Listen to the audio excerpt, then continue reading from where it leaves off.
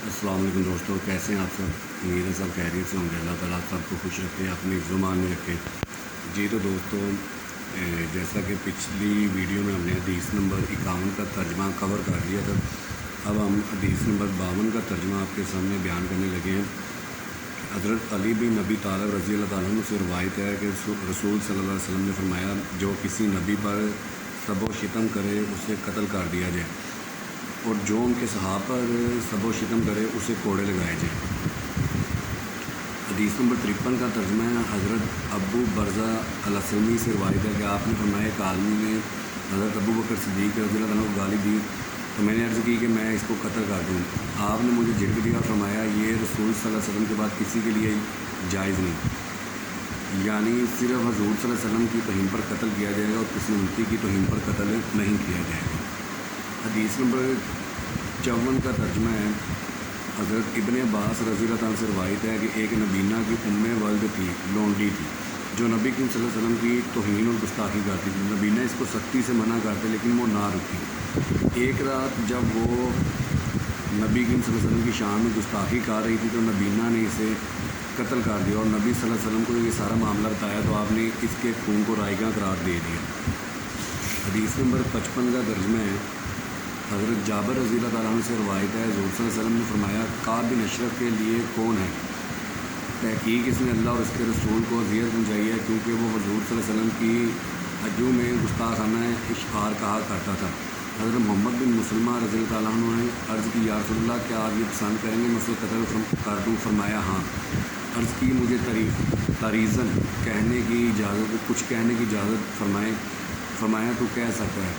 हज़रत मोहम्मद बिन मुसलमा उसके पास आए और कहा कि बेशक ये मर्द हमसे सदक़े का सवाल करता है और इसने हमें बहुत मुशक्क़त में डाल दिया।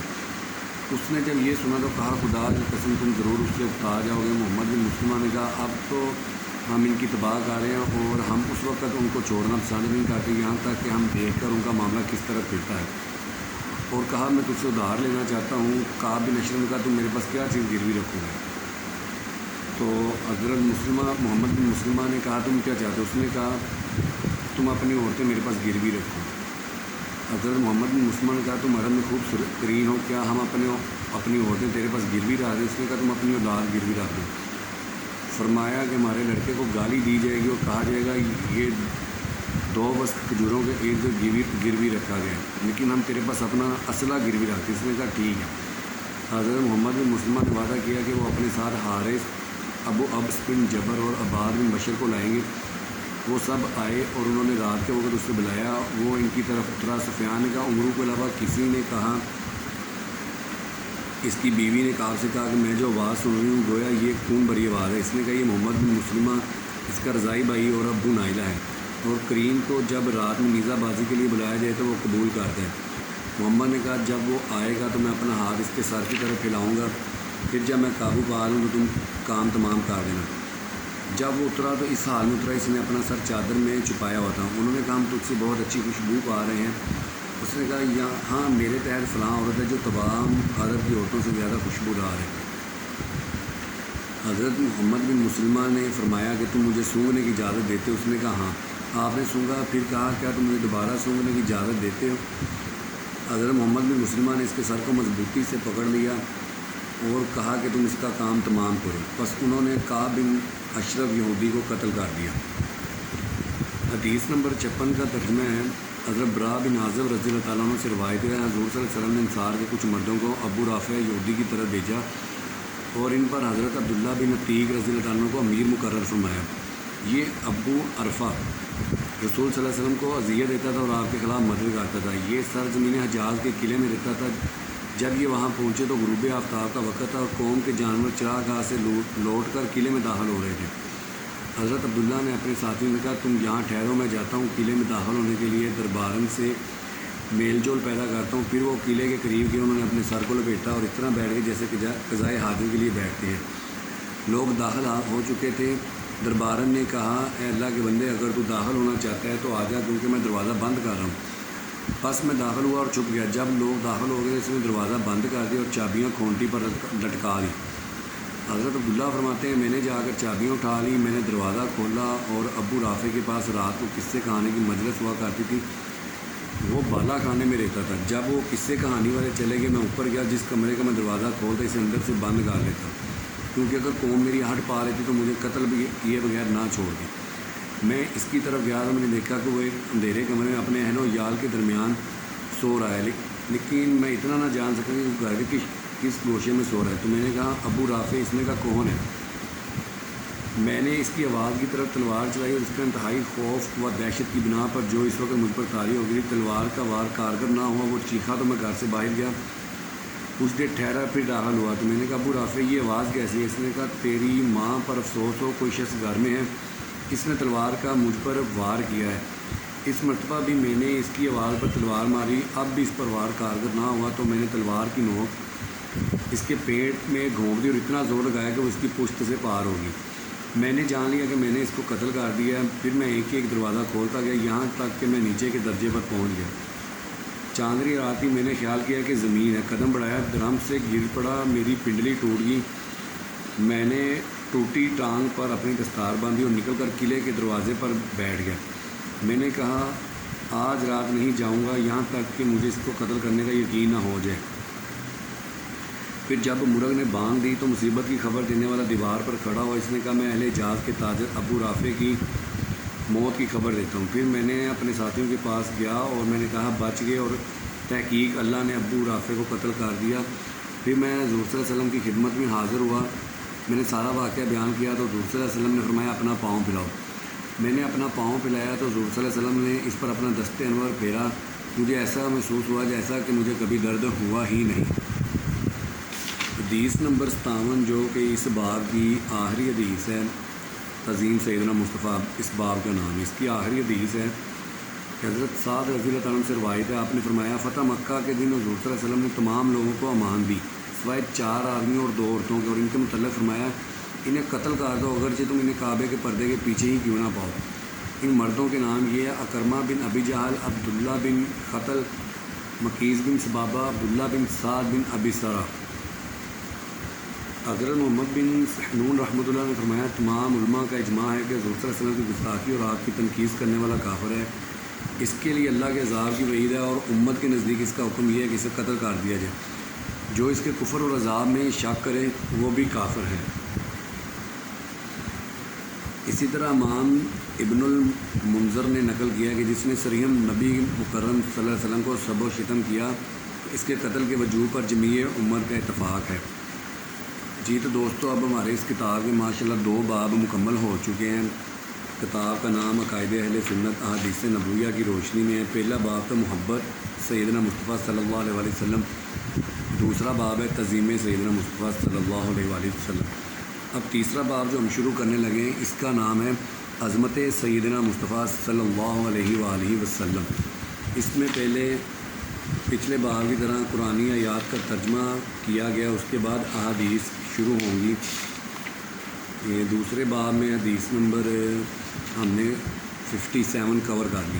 اس میں جو حدیث شروع ہوگی وہ 58 نمبر سے شروع ہوگی۔ اس سے پہلے جو آیات ہیں ماشاءاللہ کافی سلسلے میں عظمت سیدنا مصطفیٰ کے بارے میں قرآنی آیات کا ترجمہ ہے، وہ پہلے ہم کر لیتے ہیں کور اسے، تو پھر انشاءاللہ حدیث کا ترجمہ بھی جاری رکھیں گے۔ تو سورۃ البقرہ کی آیت نمبر 144 کا ترجمہ ہے تحقیق ہم دیکھ رہے ہیں بار بار تمہارا آسمان کی طرف منہ کرنا، تو ضرور ہم تمہیں اس قبلے کی طرف پھیر دیں گے جس میں تمہاری رضا ہے، بس پھیر دو اپنا چہرہ مسجد حرام کی طرف۔ پھر سورۃ بقرہ کی آیت نمبر 146 ہے وہ جن کو ہم نے کتاب عطا فرمائی وہ اس نبی کو ایسے پہچانتے ہیں جیسے آدمی اپنے بیٹے کو پہچانتا ہے۔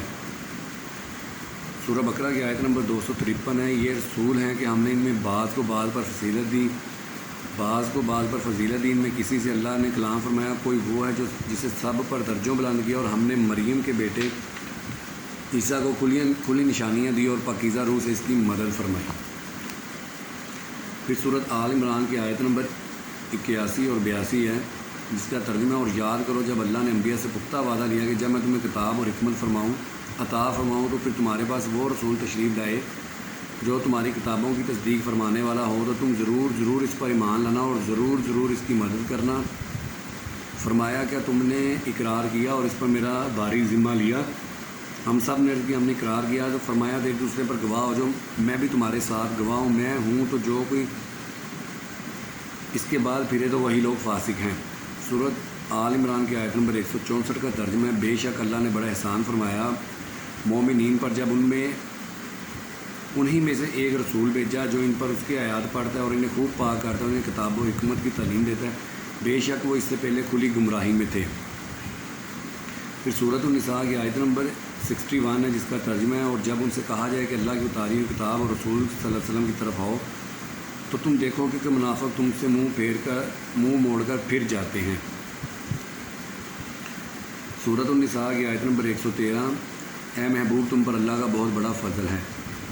سورۃ الانعام کی آیت نمبر 90 ہے جس کا ترجمہ ہے، یہ گروہ انبیاء علیہ السلام ہیں جن کو اللہ نے کمالات کی ہدایت فرمایا، بس تم انہی کی راہ چلو، یعنی ان کے جملہ کمالات اپنی ذات میں جمع کر۔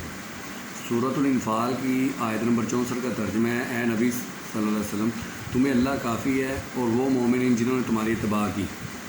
پھر سورۃ توبہ کی آیت نمبر 103 ہے جس کا ترجمہ ہے کہ اے محبوب ان کے مال سے زکوٰۃ وصول کرو جس سے تم انہیں خوب پاک اور ستھرا کر دو، اور ان کے حق میں دعائے خیر کرو، بے شک تمہاری دعا ان کے دلوں کا چین ہے اور اللہ سنتا ہے۔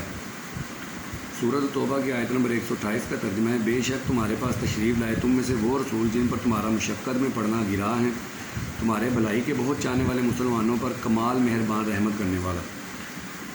پھر سورۃ الانبیاء کی آیت نمبر 107 ہے، اور ہم نے آپ کو تمام جہانوں کے لیے رحمت بنا کر بھیجا۔ اسی طرح سورۃ نور کی آیت نمبر 63 ہے جس کا ترجمہ ہے، وہ رسول کی دعا کو آپس میں ایسے نہ ٹھہرا لو جیسے تم میں سے ایک دوسرے کی دعا۔ سورۃ الشورى کی آیت نمبر 218-19 کا ترجمہ ہے، وہ اللہ جو تمہیں دیکھتا ہے جب تم کھڑے ہوتے اور سجدہ کرنے والوں میں تمہارے پھرنے کو۔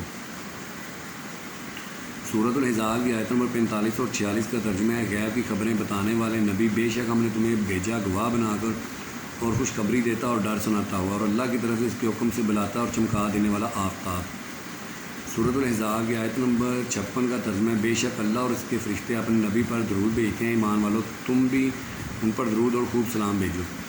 سورۃ الزخرف کی آیت 88 کا ترجمہ ہے، مجھے رسول کے اس کہنے کی قسم اے میرے رب۔ اور سورۃ الفتح کی آیت نمبر 10 کا ترجمہ ہے، وہ جو تمہاری بیعت کرتے ہیں وہ تو اللہ ہی سے بیعت کرتے ہیں، ان کے ہاتھوں پر اللہ کا ہاتھ ہے۔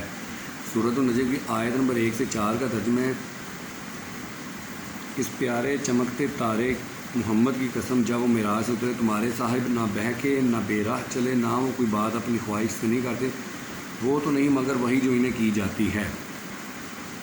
سورۃ المنافقون کی آیت نمبر 8 ہے، اور عزت تو اللہ اور اس کے رسول اور مسلمانوں ہی کے لیے ہے مگر منافقوں کی خبر نہیں۔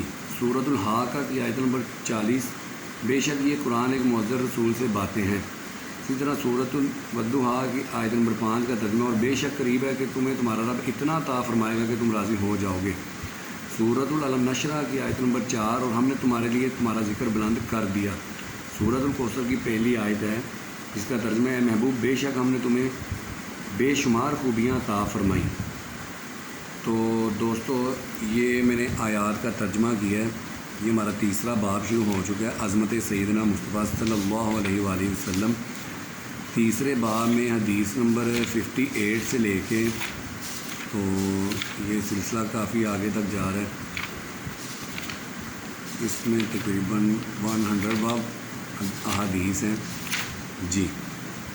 حدیث نمبر 58 سے لے کے حدیث نمبر 108، یعنی حدیث نمبر 58 سے لے کے حدیث نمبر 108۔ تو انشاءاللہ کوشش کریں گے کہ ان احادیث کو ایک ہی ویڈیو میں کور کر دیں، تو جو نیکسٹ ہماری ویڈیو آئے گی تو ملتے ہیں نیکسٹ ویڈیو میں، تب تک کے لیے اللہ حافظ، اپنا خیال رکھیے گا، جزاک اللہ۔